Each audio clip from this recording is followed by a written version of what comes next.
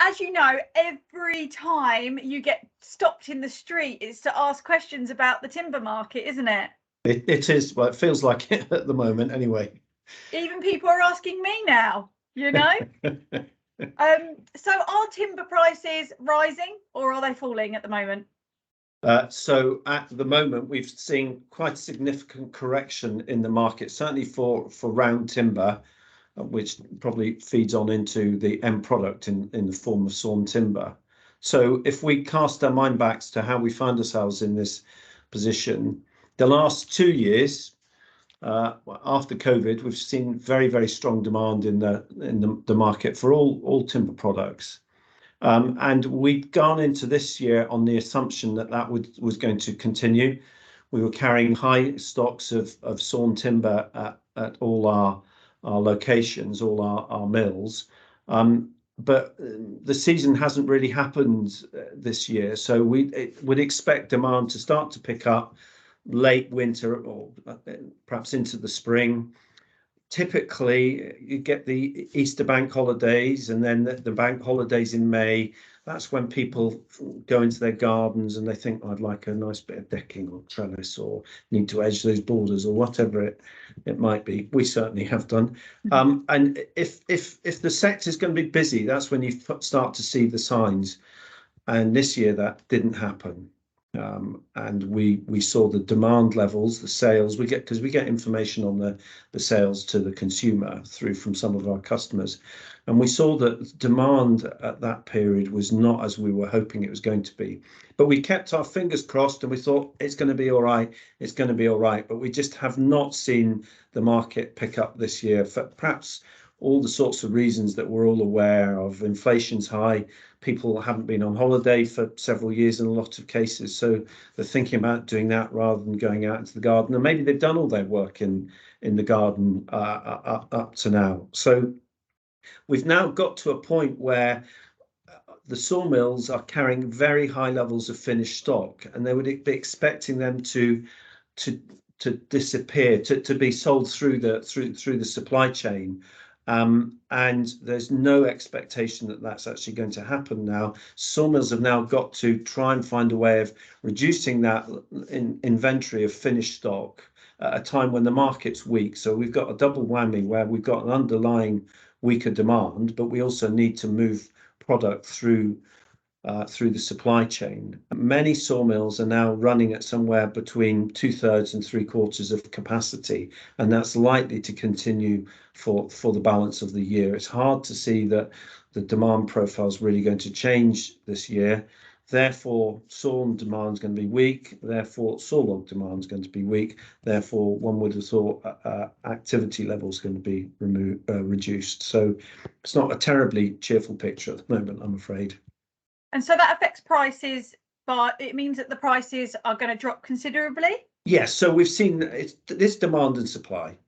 And essentially at the moment we've got an oversupply of sawlogs into the market. And so prices for delivered sawlogs and for the other products have probably come back a bit. Small roundwood, the top of the tree, slightly different picture, and there's still reasonable demand in places for that. The panel board sector, which we sell quite a bit of small roundwood into, so that's chipboard and MDF, OSB, their demand profile is probably very similar to the one I've just described for sawmills. But other parts of the sector are seeing stronger demand for small roundwood. So the biofuel sector, for example, is still reasonably strong. So it's perhaps a bit more of a mixed picture for small roundwood. But if you haven't got many homes for logs, then it's going to be difficult to produce small roundwood. So be interesting to see how that goes. But yes, largely we've seen standing timber prices come back quite substantially in the last 6 weeks or so. Does that mean less harvesting is happening? Currently, less harvesting is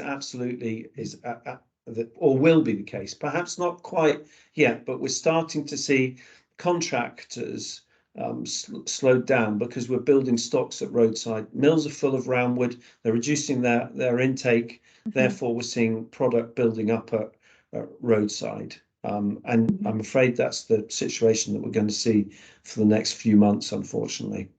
And can timber sit at a roadside for a long time, or not Within really? Because reason, ultimately it will degrade, but you can have sawlogs sitting at roadside for several months, and it's not ideal, but you can live with that. I think more of a concern will be some of the wind blow that we saw earlier in the year. It may inhibit our ability to clear some of that.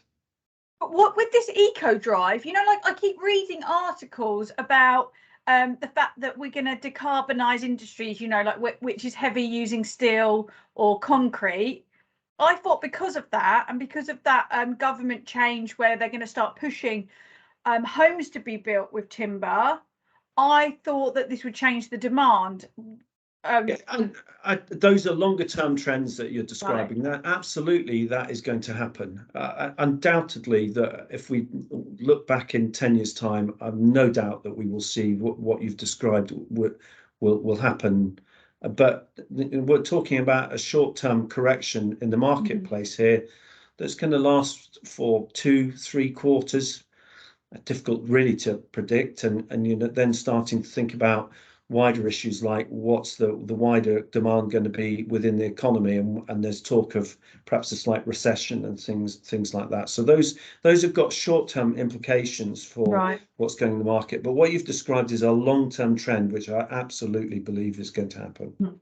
And the conflict in Ukraine, is that a long-term trend then? Because a lot of people were saying what was going on with Russia is going to massively affect it in the UK, but that's not happened yet, but we yet. do anticipate that will impact in the market at some point. But we've yet to really see the implications on the supply side there. I mean, it's obviously having other impacts in the market in terms of the increased energy costs and things like that, which are so the cost of production of harvesting standing timber, hauling standing timber, those have gone up really quite substantially, and the sector's still grappling with that. And I think it will take several more quarters for that to sort of really feed through. Okay, thank you very much, Harry. That was great. Okay, yeah. good.